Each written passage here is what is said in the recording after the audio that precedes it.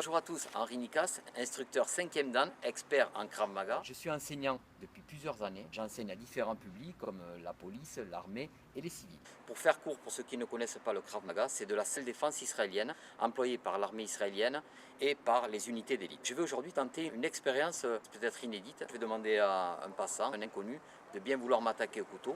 Je précise factice.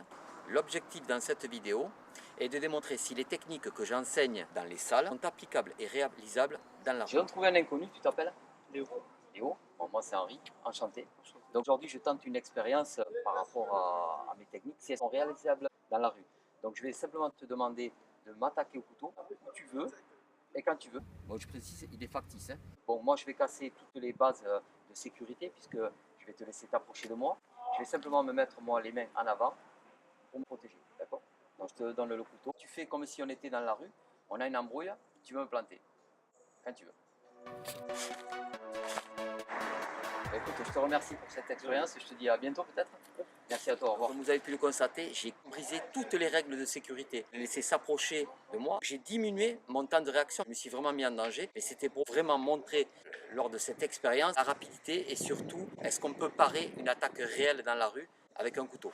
Bonjour, Axel. Aujourd'hui, je vais tenter une expérience. Je vais essayer de... Bon, je suis instructeur en Krav Maga. Et je vais essayer donc de voir si mes techniques que j'applique à la salle sont réalisables dans la rue. Donc je vais te demander de m'attaquer comme tu veux à l'aide du couteau, une seule fois, et moi je vais voir si je peux l'arrêter. C'est ok pour toi? D'accord. On part quand tu veux.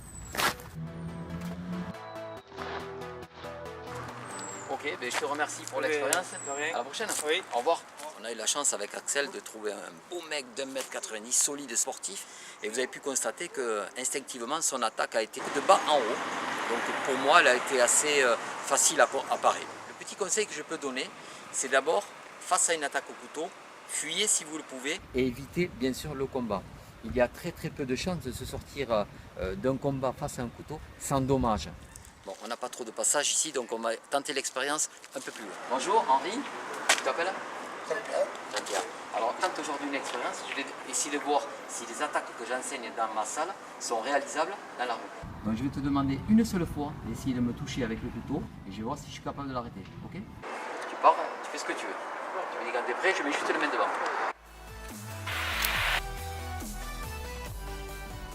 Je te remercie. Bonjour Henri. Tu t'appelles? Nickel. Alors, on va tenter, c'est une expérience que je tente, je vais essayer de voir si les techniques que j'enseigne en salle sont applicables dans la rue.